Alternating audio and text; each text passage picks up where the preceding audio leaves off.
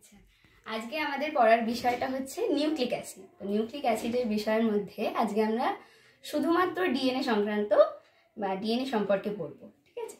তো ফার্স্টেই আমাদের এই বিষয়টা জানতে হবে ডিএনএ কি, কোথায় থাকে, ঠিক আছে?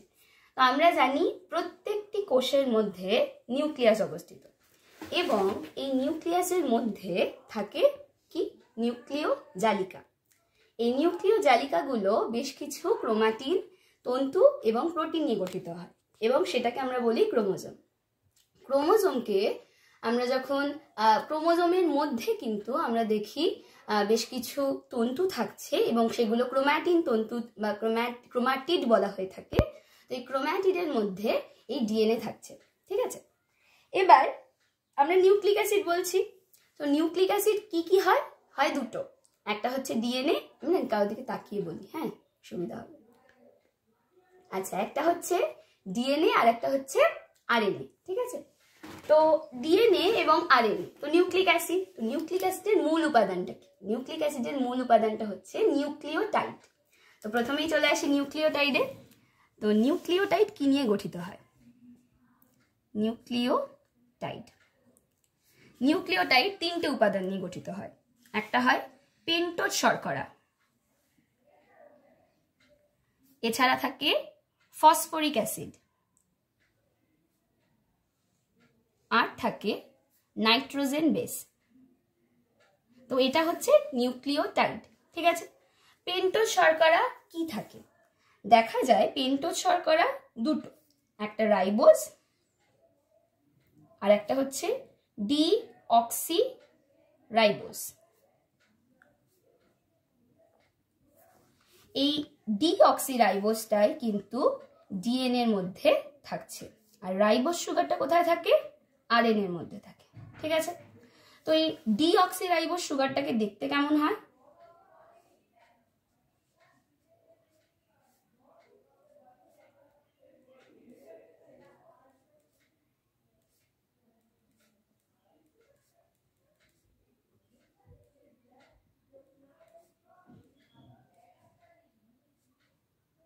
এটা হচ্ছে ডিঅক্সিরাইবোজ সুগার, যেখানে কার্বন কটা থাকছে? একটা, দুটো, তিনটে, চারটে, পাঁচটা, ঠিক আছে? এক্ষেত্রে দেখা যায় কি 3 নম্বর যে কার্বন তার মধ্যে শুধুমাত্র দুদিকে একটা একটা করে হাইড্রোজেন রয়েছে, এখানে একটা হাইড্রোজেন থাকে না। রাইবোজের ক্ষেত্রে কি হয়? এখানে এই অক্সিজেনটা রয়েছে এবং ডিঅক্সিরাইবোজের ক্ষেত্রে এই অক্সিজেনটা এখানে থাকছে না। তো এটা হচ্ছে ডিঅক্সিরাইবোজ শর্করার স্ট্রাকচার, ঠিক আছে? এছাড়া ফসফরিক অ্যাসিড কি? H3PO4। এছাড়া থাকছে নাইট্রোজেন বেস। এবার এই যে নাইট্রোজেন বেস দেখলাম, এই নাইট্রোজেন বেস হয় দুই প্রকারের, একটা হয় পিউরিন আর একটা হয় পিরিমিডিন। পিউরিন কি কি? পিউরিনের মধ্যে থাকে একটা অ্যাডিনিন, এছাড়া আর একটা থাকে হচ্ছে গুয়ানিন। আর পিরিমিডিনের মধ্যে কি কি থাকে?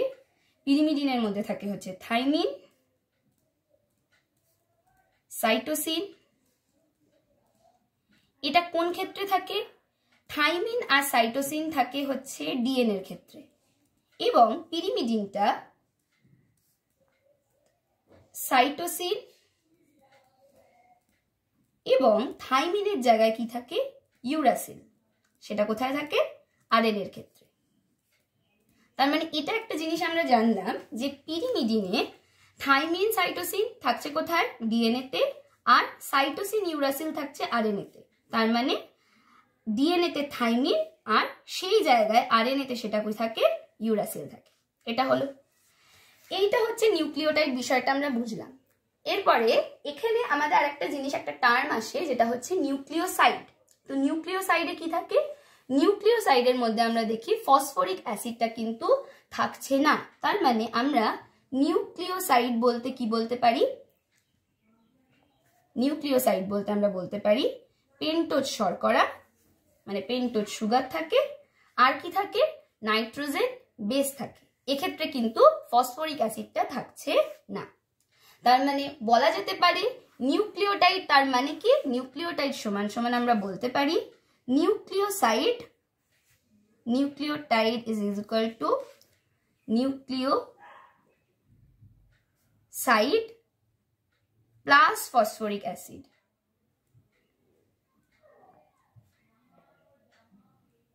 নিউক্লিওসাইডে কি কি থাকে? পেন্টোজ সুগার আর নাইট্রোজেন বেস, আর তার সাথে ফসফরিক অ্যাসিড যুক্ত হলে হয়ে গেল কি? নিউক্লিওটাইড। ঠিক আছে, তাহলে নিউক্লিওটাইডটা কেন পড়ছিলাম? কারণ নিউক্লিওটাইড হচ্ছে নিউক্লিক অ্যাসিডের একদম একক, মানে গঠনগত একক হচ্ছে নিউক্লিক অ্যাসিডের গঠনগত একক হচ্ছে নিউক্লিওটাইড। ঠিক আছে, এবার আমরা ডিএনএ স্ট্রাকচারটা পড়বো। তো ডিএনএ স্ট্রাকচারটা কে প্রবর্তন করেছিলেন? ওয়াটসন এবং ক্রিক। এবং এনারা কিন্তু এই ডিএনএ স্ট্রাকচারটা আবিষ্কারের জন্য তারা কিন্তু নোবেল পুরস্কার পেয়েছিলেন। এবার ডিএনএ স্ট্রাকচারের মধ্যে আমরা দেখলাম যে পেন্টোজ, ফসফরিক অ্যাসিড এবং নাইট্রোজেন বেস থাকছে। তো এরা কিভাবে নিজেদের মধ্যে বন্ড তৈরি করে? আমরা দেখি ডিএনএ একটা হেলিক্স মডেল পাওয়া যায়। ঠিক আছে, তো হেলিক্স মডেলটা কেমন হয়? আমরা যে কোনো ছবিতে যখনই আমরা দেখি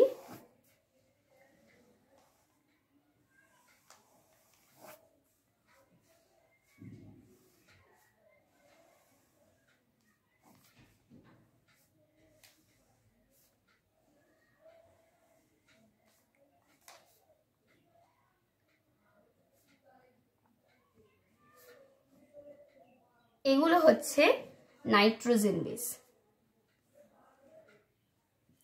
এবার নাইট্রোজেন বেসগুলো কি কি?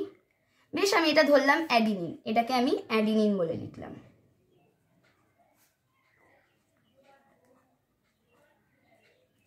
আর এইটা হচ্ছে তার ঠিক পরিপূরক বেস, তার নাম হচ্ছে থাইমিন।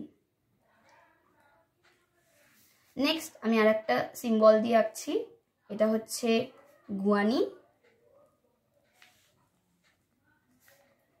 আর তার ঠিক পরিপূরক বেস সাইটোসিন।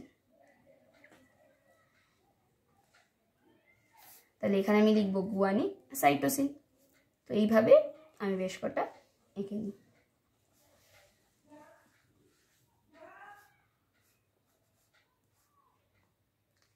অ্যাডিনিন এবং থাইমিন নিজেদের মধ্যে দুটো হাইড্রোজেন বন্ডের মাধ্যমে যুক্ত থাকে, আর গুয়ানিন, সাইটোসিন নিজেদের মধ্যে তিনটে হাইড্রোজেন বন্ডের মাধ্যমে কিন্তু যুক্ত থাকে।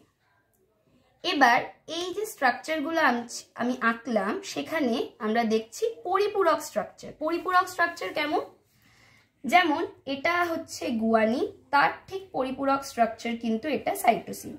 তার কারণ হচ্ছে এদের মধ্যেই কিন্তু বন্ধনটা তৈরি হচ্ছে। যেমন একটা নির্দিষ্ট চাবি একটি নির্দিষ্ট তালাকে খুলতে পারে, বা একটি পার্টিকুলার নির্দিষ্ট চাবি একটি নির্দিষ্ট তালার জন্যই থাকে, সেরকম ভাবে এই বেসগুলো কিন্তু পরস্পর পরিপূরক হয়ে থাকে। এখানে অ্যাডিনিন আর গুয়ানিন, এগুলো কি? অ্যাডিনিন আর গুয়ানিন হচ্ছে পিউরিন বেস। তাহলে অ্যাডিনিন গুয়ানিনে দেখো পিউরিন বেস, আর উল্টো দিকে থাইমিন আর সাইটোসিন কি? Pyrimidine base. তার মানে দেখা যাচ্ছে পিউরিনের একটি বেসের সঙ্গে পিরিমিডিনের বেস কিন্তু নিজেদের মধ্যে বন্ধন তৈরি করছে। এবং কি বন্ধন এই দুটো? এটা হচ্ছে হাইড্রোজেন বন্ধন। ঠিক আছে, এবার এই লাস্ট অংশটা কমপ্লিট করি। তো এরকম ভাবে আরো 5টি কিন্তু যে পিউরিন পিরিমিডিন বন্ধন এখানেও বর্তমান থাকছে।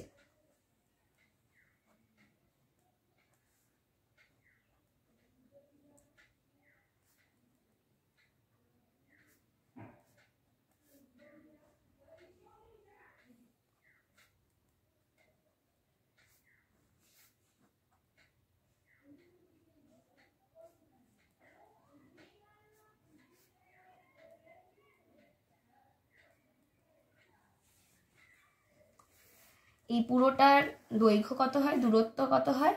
34 অ্যাংস্ট্রম।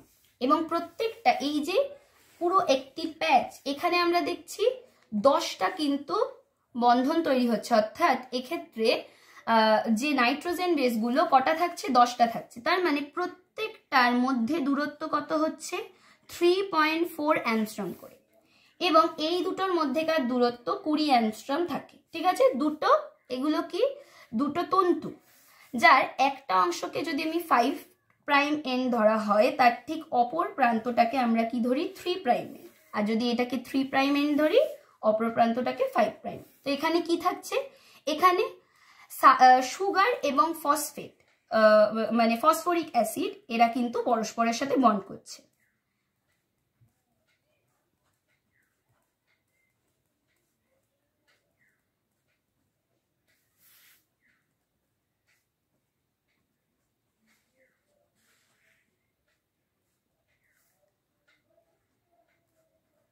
তো এরা কিভাবে বন্ড করে বা কিভাবে তারা পরস্পরের সঙ্গে যুক্ত হয় সেটা পরবর্তী অংশটাতে আমরা পড়ব। তো ফার্স্টেই চলে আসি কিভাবে বন্ধনটা গঠন করছে। তো একটা দেখলাম পেন্টোজ সুগার থাকছে, যেখানে আমরা ডিঅক্সিরাইবোজ নিয়ে কাজ করব, কারণ ডিএনএ আমরা পড়ছি, এবং ফসফরিক অ্যাসিড আর নাইট্রোজেন বেস। আমরা প্রত্যেকটা স্ট্রাকচার গুলো একবার একটু জেনে নেব যে প্রত্যেকটা স্ট্রাকচার কেমন হয়, কেমন দেখতে হয় এদেরকে। তো প্রথমেই আসি ফসফরিক অ্যাসিড।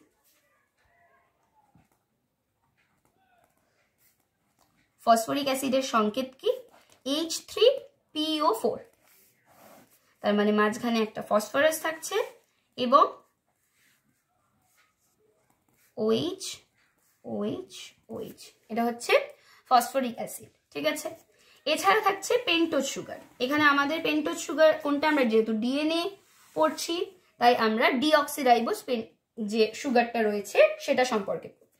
তো আমি আগেও একটা ছবি এঁকেছিলাম, তাও আর একটা ছবি আঁকছি।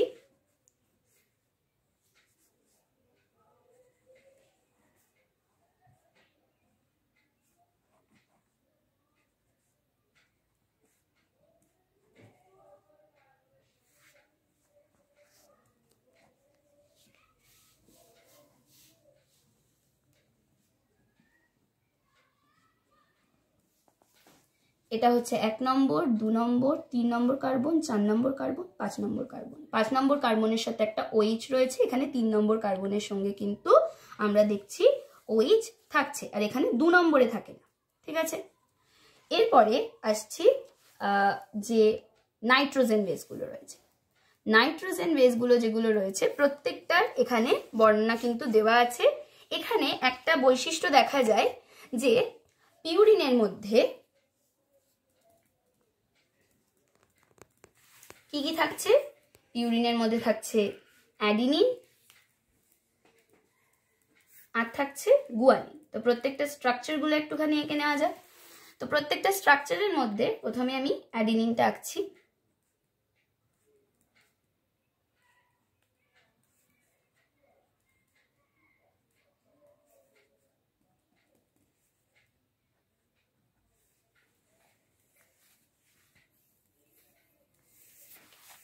তো এখান থেকে স্টার্ট 1 নম্বর, 2 নম্বর, 3 নম্বর, 4 নম্বর, 5 নম্বর, 6,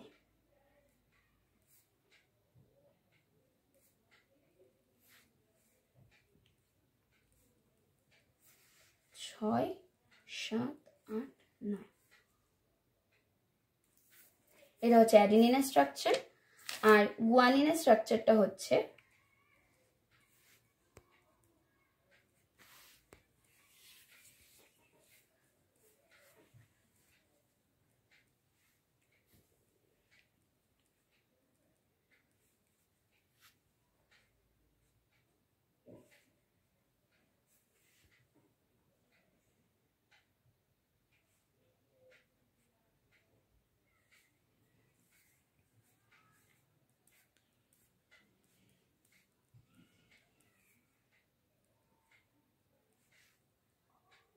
এখানে 9 নম্বরে নাইট্রোজেনের সঙ্গে একটা করে হাইড্রোজেন কিন্তু যুক্ত আছে। ঠিক আছে, আর আসছে পিরিমিডিন।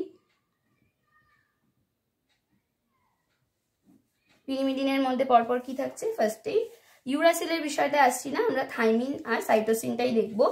থাইমিনের ক্ষেত্রে কি হয়? থাইমিনের ক্ষেত্রে স্ট্রাকচারটা আঁকছি।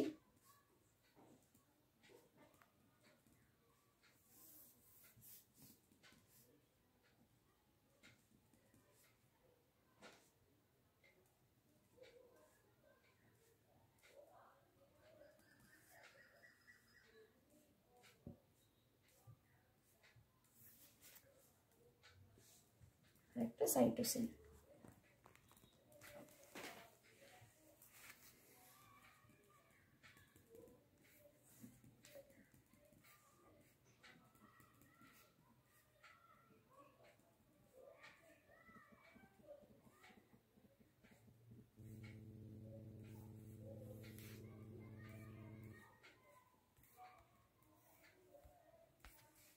এক্ষেত্রে 1 নম্বর যে নাইট্রোজেনটা রয়েছে সেখানে কিন্তু হাইড্রোজেন বন্ড রয়েছে।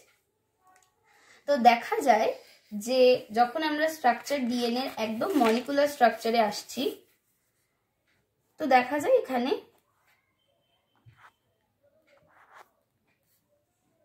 প্রত্যেকটা এই পেন্টোজ সুগার, OH, এখানেও OH, CH2OH, আচ্ছা নিচে H। এবার এই যে আমরা দেখলাম ফসফরিক অ্যাসিড, তো এই ফসফরিক অ্যাসিডটা কোন অংশের সাথে যুক্ত হয়? এখানে একটা অক্সিজেন রয়েছে, তাহলে এটা 1 নম্বর, 2 নম্বর, 3 নম্বর, 4 নম্বর, 5 নম্বর। এই 5 নম্বর কার্বনের যে OH গ্রুপটা রয়েছে এখানে ফসফরিক অ্যাসিডটা বন্ড করে, বন্ধন তৈরি করছে, ঠিক আছে?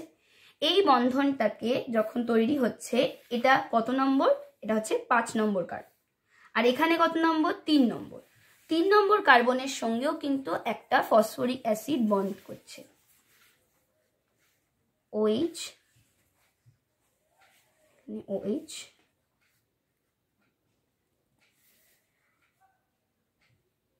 পরবর্তী যে সুগার শর্করা সেটা এখানে আঁকলাম।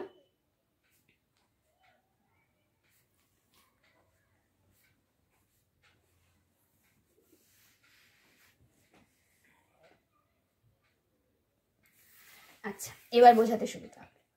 তাহলে পেন্টোজ সুগারের যে 5 নম্বর কার্বন তার সাথে যে OH বন্ড মানে OH গ্রুপটা রয়েছে সেটা ফসফরিক অ্যাসিডের OH গ্রুপের সঙ্গে বন্ধন তৈরি করে, যুক্ত হয়, এবং যুক্ত হলে কি হবে? একটা জল বেরিয়ে যাবে। তো এইখানে একটা ডাইএস্টার বন্ধন কিন্তু তৈরি হবে, এবং 3 নম্বর কার্বনের সাথেও আমরা দেখি অক্সিজেন আর এই OH গ্রুপটার হাইড্রোজেন যুক্ত হয়ে যায়, এবং এখান থেকেও জল বেরিয়ে যাওয়ার মাধ্যমেও কিন্তু একটি বন্ধন তৈরি হয়। তাহলে এটাকে যখন আমরা পরবর্তী সময় লিখবো, কিভাবে লিখতে পারি?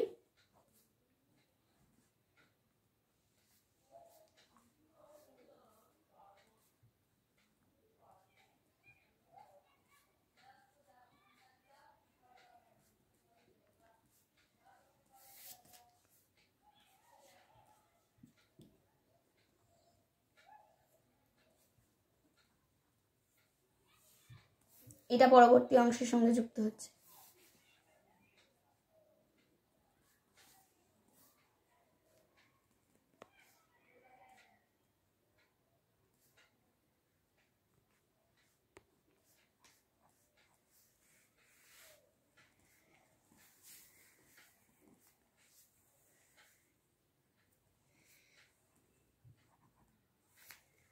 তার মানে দেখছি পেন্টোজ সুগারের 5 নম্বর কার্বনের সঙ্গে কিন্তু ফসফরিক অ্যাসিড যুক্ত হচ্ছে, এবং এখানে একটা OH বন্ধন কিন্তু ব্যবহার হচ্ছে এবং সেই যে সুগারটা রয়েছে শর্করাটা, তার 3 নম্বর যে কার্বন সেখানেও কিন্তু ফসফরিক অ্যাসিড এসে যুক্ত হচ্ছে, এবং ফসফরিক অ্যাসিডের একটা যে OH বন্ধন, OH গ্রুপটা কিন্তু ইউজ হচ্ছে। তার মানে ফসফরিক অ্যাসিডের কটা OH গ্রুপ আছে? 3টে। তো 3টের মধ্যে দেখছি দুটো ইউজ হয়ে যাচ্ছে এবং একটা পড়ে থাকছে। ডিএনএ আরএনএ দুটো গঠনের ক্ষেত্রে কিন্তু একটা এক্সট্রা পড়ে থাকে, সেই কারণে OH থাকার কারণে ডিএনএ এবং আরএনএ কিন্তু দুজনেই অম্লধর্মী হয়। অম্লধর্মী মানে কি? অ্যাসিড ধর্মী হয়ে থাকে, অ্যাসিড হয়ে থাকে। সেই নামে এদেরকে কি বলি? নিউক্লিক অ্যাসিড বলি। কেন? কারণ দেখলাম এই একটা করে OH কিন্তু রয়ে গেল, একটা OH বন্ধন ইউজ হচ্ছে না, দুটো করে খরচ হচ্ছে, ঠিক আছে? তো 5 প্রাইম আর 3 প্রাইম এন্ড যেটা আমরা এখানে এঁকেছিলাম, তার বিষয়টা কেন হয়? তার কারণ এই যে পেন্টোজ সুগারের 5 নম্বর কার্বনের সাথে একটা ফসফরিক অ্যাসিড থাকে, আর 3 নম্বর কার্বনের সঙ্গে কিন্তু একটা ফসফরিক অ্যাসিড থাকে, ঠিক আছে, এবং যুক্ত হচ্ছে, এবং এইভাবে। তো একটা অংশকে আমরা কি বলছি, একটা এন্ডকে আমরা বলছি 5 প্রাইম আর একটা এন্ডকে বলছি আমরা 3 প্রাইম, ঠিক আছে। তো এইটা যখন আমরা দেখি, এটা তো একদম জাস্ট গঠনগত স্ট্রাকচার বা মলিকুলার যেটা হয়ে থাকে সেটা কিভাবে আঁকা হয়। তো এইভাবে আমরা পেন্টোজ সুগারটাকে এঁকে নিই।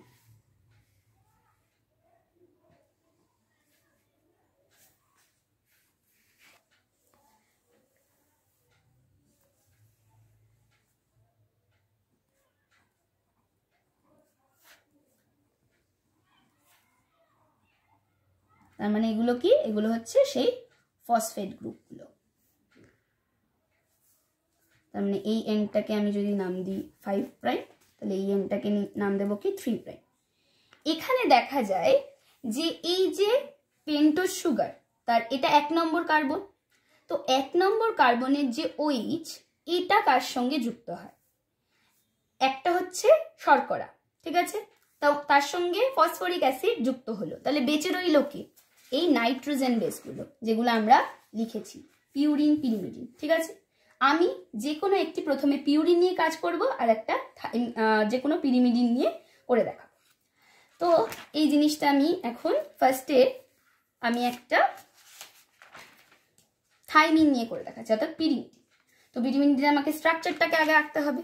তো পিরিমিডিন থাইমিনের স্ট্রাকচারটা আমি আঁকছি এখানে।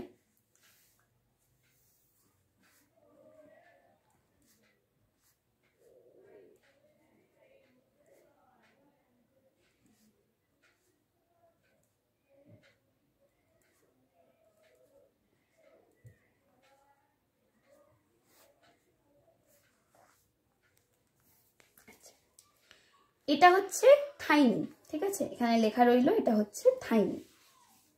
তো থাইমিনের আমরা এখানে কি লিখেছিলাম, 1 নম্বর, 2 নম্বর, 3, 4, 5, 6।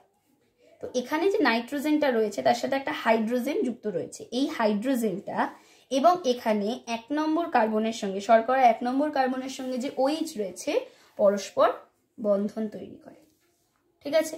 এই বন্ধনটার নাম কি, এই বন্ধনটার নাম হচ্ছে গ্লাইকোসাইডিক বন্ধন, ঠিক আছে। তো এবার দেখতে কেমন হবে এই জিনিসটা, তো আমি এখানে লিখতে পারি, এখানে H, এটা কমপ্লিট করছি।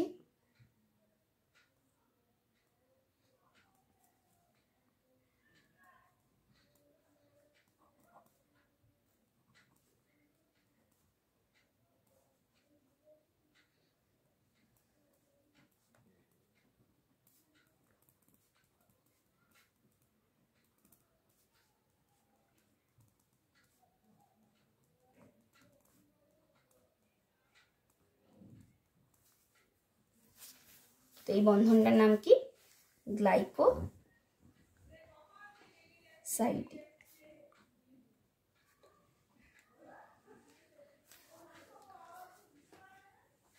তার মানে এখানে আমি একটা থাইমিন এঁকেছি, তাই আমি এখানে দিলাম T, ডাবল বন্ড, তাহলে এখানে কে থাকবে, একটা অ্যাডিনিন থাকবে।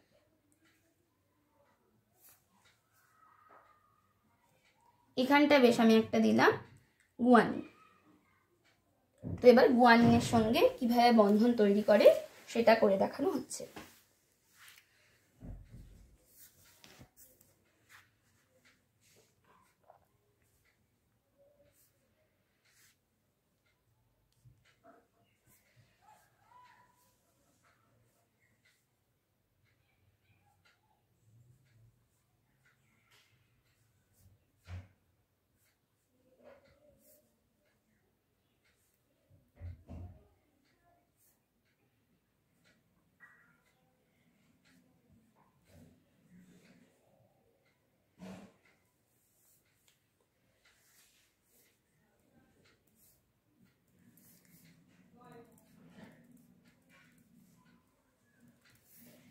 তো গুয়ানিনের ক্ষেত্রে দেখা যায়, তো গুয়ানিনের স্ট্রাকচার যখন আমরা আঁকবো তখন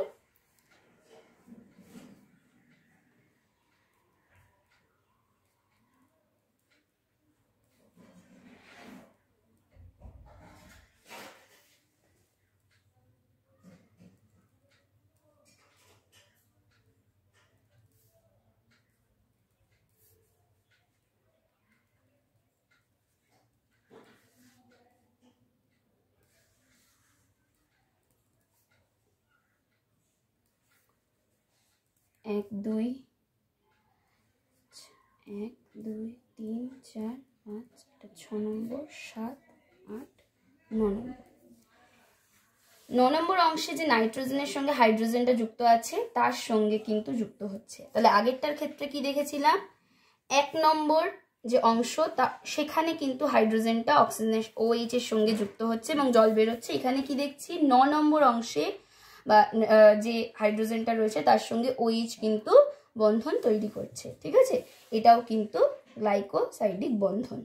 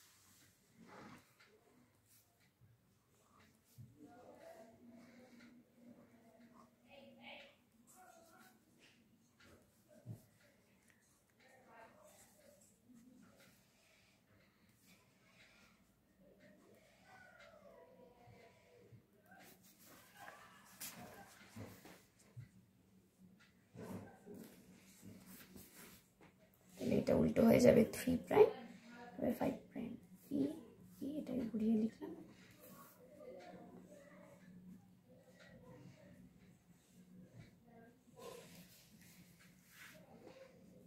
এটা সি।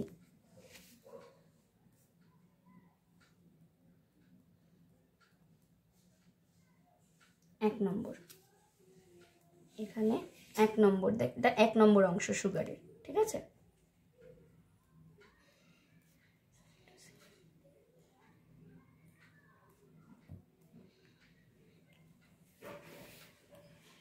তার মানে এগুলো কি এস মানে সুগার। তো সেগুলোর সাথে আমরা দেখছি এটা হচ্ছে মলিকুলার, একদম মলিকুলার স্ট্রাকচার। তার মানে একটা যে পেন্টোজ সুগার তার 1 নম্বর অংশের সঙ্গে আমরা দেখছি 1 নম্বর 5 নম্বর যে কার্বনটা রয়েছে সেখানে কিন্তু এই ফসফরিক অ্যাসিডটা যুক্ত হয়েছিল এবং 3 নম্বর অংশের সঙ্গে একটি ফসফরিক অ্যাসিড যুক্ত হয়েছিল। এটা কি বন্ধন তৈরি হয়েছিল, তাদের মধ্যে ডাই এস্টার বন্ধন তৈরি হয়েছিল। আর এই যে 1 নম্বর কার্বন তার সঙ্গে কিন্তু দেখা যাচ্ছে এগুলো কি নাইট্রোজেন বেস, নাইট্রোজেন বেসগুলো কিন্তু যুক্ত হচ্ছে। এক্ষেত্রেও কিন্তু আমরা ঠিক একই জিনিস দেখছি। এখানেও যদি যেটাকে বিষয়টাকে আমরা ঘুরিয়ে দেখি তবে কিন্তু আমরা দেখছি এটা 1 নম্বর কার্বন। ঠিক আছে, 1 নম্বর 2 নম্বর 3 নম্বর 4 নম্বর 5 নম্বর 5 নম্বর কার্বনের সঙ্গে কিন্তু ফসফেট গ্রুপ রয়েছে এবং 3 নম্বর কার্বনের সঙ্গে কিন্তু নিচে পরবর্তী ফসফেট গ্রুপটা থাকবে। ঠিক আছে, তো এটা হচ্ছে মলিকুলার স্ট্রাকচার অফ ডিএনএ। হ্যাঁ, এটা ওয়াটসন এবং ক্রিক প্রবর্তন করেছিলেন এবং এই নকশাটা প্রবর্তন করেছিলেন। তো এখানে ডিএনএ স্ট্রাকচারের মধ্যে আর বেশ কিছু জিনিস আমাদের জানতে হবে, বেশ কিছু বৈশিষ্ট্য, যেগুলো হচ্ছে যতগুলো সংখ্যায় পিউরিন থাকবে ততগুলো সংখ্যায় কিন্তু পিরিমিডিনও থাকে। এটাকে 4 গাফের নীতি কিন্তু বলা হয়ে থাকে। তার মানে পিউরিনের যতগুলি সংখ্যা, পিউরিন কি কি, পিউরিন হচ্ছে অ্যাডিনিন এবং গুয়ানিন। ঠিক আছে, তার সংখ্যার সঙ্গে মানে এদের যে যোগফল তার সঙ্গে পিরিমিডিনের মধ্যে আমরা কি কি দেখি, থাইমিন আর থাকে হচ্ছে সাইটোসিন। এই দুটো এদের সংখ্যা কিন্তু সমান থাকে, এটা 4 গ্যাফের নীতি বলা হয়ে থাকে। এছাড়া আমরা আর কি স্ট্রাকচার দেখলাম, যে প্রত্যেকটা যেই পেয়ার তাদের মধ্যেকার দূরত্ব সেইটার দৈর্ঘ্য কত থাকে 34 অ্যাংস্ট্রম এবং এই একটি নির্দিষ্ট প্যাচের মধ্যে আমরা কি দেখি যে 10টা কিন্তু নিউক্লিওটাইড থাকছে। ঠিক আছে, নিউক্লিওটাইড কেন বলছি, কারণ এখানে একটা শর্করা থাকছে, সঙ্গে একটা ফসফরিক অ্যাসিড থাকছে এবং এই নাইট্রোজেন বেসগুলো কিন্তু থাকছে। নাইট্রোজেন বেসের মধ্যে আমরা কি দেখছি, যদি আমি এখানে দেখছি অ্যাডিনিন থাইমিনের সঙ্গে, অ্যাডিনিন কি, অ্যাডিনিন হচ্ছে পিউরিনের মধ্যে পড়ে, তো এটা কি পিউরিন, সেটা কার সঙ্গে যুক্ত হবে, উল্টো থাইমিন কিসের অংশ, থাইমিন হচ্ছে পিরিমিডিনের। ঠিক আছে, পিরিমিডিনের একটা বেস থাইমিনের সঙ্গে কিন্তু পরস্পর যুক্ত হবে এবং কি বন্ধনের সাহায্যে যুক্ত হবে, হাইড্রোজেন এবং দ্বিবন্ধন ডাবল বন্ড। এবং সাইটোসিন, সাইটোসিন কোন অংশ, পিরিমিডিনে, সেটা কার সঙ্গে যুক্ত হবে? গুয়ানিনের সঙ্গে যুক্ত হবে। কি বন্ডের মাধ্যমে? হাইড্রোজেন বন্ড এবং ত্রিবন্ধনী, ট্রিপল বন্ড, এইভাবে যুক্ত হয়। 5 প্রাইম এন্ড 3 প্রাইম এন্ড বিষয়টা বুঝলাম, কারণ একটা সুগারের 5 নম্বর কার্বনের সঙ্গে একটা ফসফরিক অ্যাসিড এখানে বন্ড করেছিল। কিভাবে বন্ড করেছিল? OH আর H, জল বেরিয়ে গেল, বন্ধন তৈরি করছে। এবং পরবর্তী 3 নম্বর অংশের সঙ্গেও দেখেছিলাম যে OH রয়েছে এবং পরবর্তী ফসফেটের সঙ্গে বা ফসফরিক অ্যাসিডের সঙ্গে কিন্তু যুক্ত হয়েছিল। H আর OH যুক্ত হয়ে জল বেরিয়ে যাওয়ার মাধ্যমে এখানেও কিন্তু ফসফোডাইএস্টার বন্ধন তৈরি হয়েছে। এখানে আমরা লক্ষ্য করলাম কি, ফসফরিক অ্যাসিডের দুটো OH বন্ধন কিন্তু, মানে দুটো OH গ্রুপ ইউজ হচ্ছে, একটা পড়ে রয়েছে। একটা পড়ে থাকার জন্য ডিএনএ এর ক্ষেত্রে বা আরএনএ এর ক্ষেত্রে দুটোর ক্ষেত্রেই থাকে, সেই জন্য সেটা কি ছিল? অম্লধর্মী, তাই অ্যাসিড। আমরা সেটার নাম কি দিই? Deoxyribo nucleic acid. ডিএনএ এর পুরো নাম, এটা মাথায় রাখতে হবে, ডিঅক্সিরাইবো নিউক্লিক অ্যাসিড। তো এটা কি? Nucleic acid.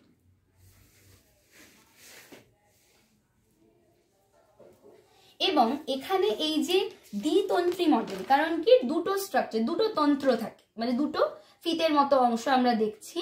এবং তার মাঝে এই যে প্রত্যেকটা যে নাইট্রোজেন বেসগুলো পরস্পর যুক্ত হচ্ছে, এগুলোকে প্রত্যেকটা আমরা সিঁড়ির অংশ বলতে পারি। একটা ঘোরানো সিঁড়ি যেমন হয় থাকে, ঠিক প্রত্যেকটা ধাপকে আমরা এই নাইট্রোজেন বেসগুলোর সঙ্গে তুলনা করতে পারি। একটা নির্দিষ্ট প্যাচে আমরা দেখছি 10টা কিন্তু এই নিউক্লিওটাইড থাকছে এবং এই পুরোটার দৈর্ঘ্য কত থাকছে? 34 অ্যাংস্ট্রম। এবং যেহেতু 10টা থাকছে তাই প্রত্যেকটা ভাগের মান কত থাকছে? 3.4 অ্যাংস্ট্রম করে, ঠিক আছে। এবং এই প্রত্যেক এই যে দুটি তন্ত্রীর মধ্যেকার যে উইথ বা চওড়াইটা থাকে সেটা হচ্ছে 20 অ্যাংস্ট্রমের সমান, ঠিক আছে। এবার ডিএনএ এর লাস্ট একদম বিষয়, যেটা হচ্ছে ডিএনএ এর কাজ কি। তো ডিএনএ হচ্ছে আমাদের জীবদেহের যে বংশগত বৈশিষ্ট্য সেটা ধারক এবং বাহক, ঠিক আছে। ধারক বাহক কেন বলে? পিতা মাতা বা জনিত্রীর বৈশিষ্ট্য ডিএনএ এর মাধ্যমেই পরবর্তী যে জেনারেশন গুলো থাকে, যেটাকে আমরা বাংলায় বলি অপত্য জনু, সেই অপত্য জনুর মধ্যে সঞ্চারিত হয়। এবং এই ডিএনএ এর মধ্যে কোথাও মিউটেশন বা পরিব্যক্তি ঘটতে পারে। পরিব্যক্তি ঘটার মাধ্যমে নতুন কোনো বৈশিষ্ট্য আসতে পারে, যেটাকে আমরা কি বলি? প্রকরণ, ঠিক আছে, বা ভেরিয়েশন। এর মাধ্যমে যদি অনুকূল প্রকরণগুলো আসতে থাকে তবে কিন্তু বেশ কিছু সময় বা জেনারেশন আফটার জেনারেশন দেখা যায় নতুন বৈশিষ্ট্যের আবির্ভাব হয় এবং নতুন প্রজাতির সৃষ্টি হয়ে থাকে। তাই আমরা বলতে পারি ডিএনএ হচ্ছে বংশগত বৈশিষ্ট্য বা চারিত্রিক বৈশিষ্ট্যর মানে নিয়ন্ত্রক এবং নির্ধারক, ঠিক আছে। তো ডিএনএ কিন্তু একটি যে কোনো কোষের একটি মূল উপাদান আমরা বলতে পারি। এছাড়াও ডিএনএ থেকে আরএনএ তৈরি হয়। আরএনএ এবং ডিএনএ এরা প্রত্যেকেই আমরা দেখি প্রোটিন সংশ্লেষে অংশগ্রহণ করে।